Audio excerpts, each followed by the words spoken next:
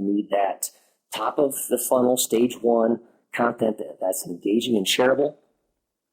The goal is to attract more visitors, more traffic to your site, and using social media. So when you put something out, an infographic out, you're going to want to put that out to Facebook, Twitter, Google+.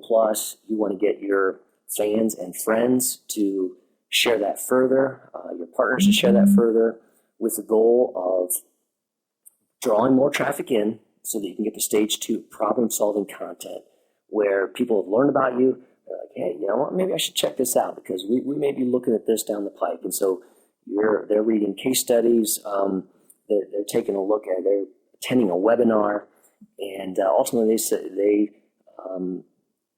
sign up for a ebook, and now you know that they may have interest, and you can continue to market to them.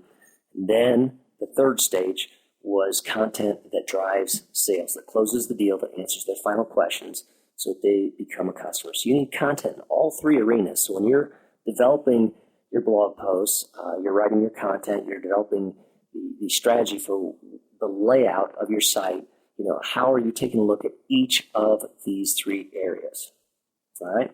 So that's what I want to leave with you today. I'm going to dive into this further. I've got an infographic for you on this. I'm doing exactly what I preach right here.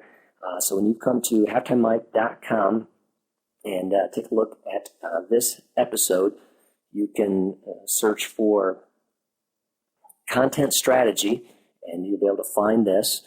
I'll have more information for you there that includes all the resources for this. Back to things going on for me. I have a webinar coming up on September 5. It's about increasing your sales with Facebook.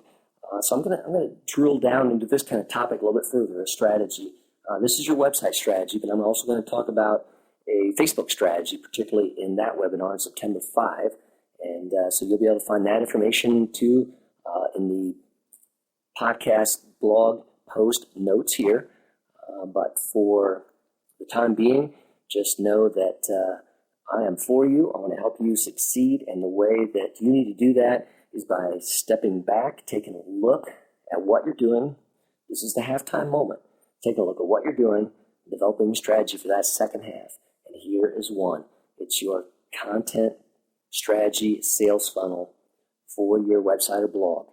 So those three steps, again, were content that's engaging and shareable. Number two, problem-solving content. And number three, content that drives sales, closes the deal. And that's a wrap on this episode of Halftime Mike. Thanks for being with me today. I'm going to make sure that you can find all of the resource information for this podcast episode at mikegingrich.com/content strategy. Now, that's content strategy is going to be all together, no spaces, hyphens, or anything else. mikegingrich.com/content strategy. And again, you can always find all of my podcast episodes at halftimemike.com. One way you can really help me out is by giving me a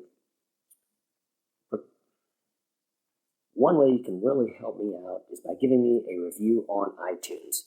I really need that to expand my audience, and that's one way that really helps. So if you are a Apple product user, please take a moment and give me a positive review on iTunes. So I look forward to being with you again. I'm trying to roll out these podcasts once a week now to give you practical, no-nonsense information that can help you grow your small, medium-sized business by taking a halftime to think, learn, and then dig in with action. All right, that's it for now. Take care.